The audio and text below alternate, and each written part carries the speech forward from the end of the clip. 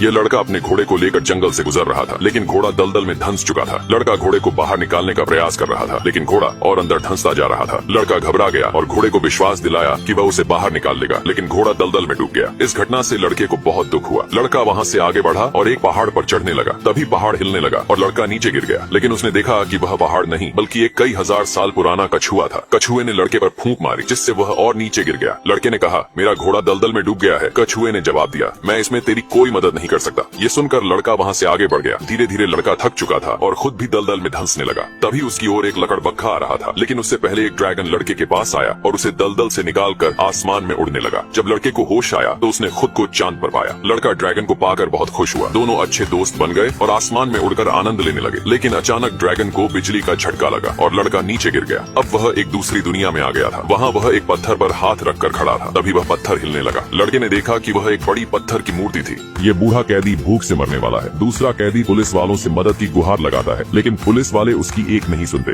इस जेल में खाने के लाले पड़े थे। कैदियों की संख्या बहुत ज्यादा थी, जिस वजह से बहुत से कैदी कई दिन भूखे भी रहते थे। ये किस्मत की बात थी कि जिस कैदी को खाने का टुकड़ा भी मिल जाए वह खुशनसीब होता था। कुछ पुलिस वाले बात कर रहे थे, जिनमें से एक कहता है, जेल में बहुत कैदी हो चुके हैं, हमें कुछ कैदियों को मार देना चाहिए जिन्होंने आधी उम्र गुजार ली है। लेकिन इन मासूम कैदियों को नहीं मालूम था कि उनके साथ क्या होने वाला है। खाना न मिलने से सभी कैदी बेहद कमजोर हो चुके थे। दो पुलिस वाले कैदियों के कमरे में जाते हैं। जो कैदी ज्यादा उम्र बिता चुके थे सभी बहुत डरे हुए थे। अगले दिन सभी को टपका दिया गया ताकि कैदियों की जनसंख्या कम हो सके और सभी को भरपेट खाना मिल सके। लेकिन कुछ पुलिस वाले थे जिनको कैदियों के मरने का बहुत दुख था, पर ये लोग भी कुछ नहीं कर सकते थे।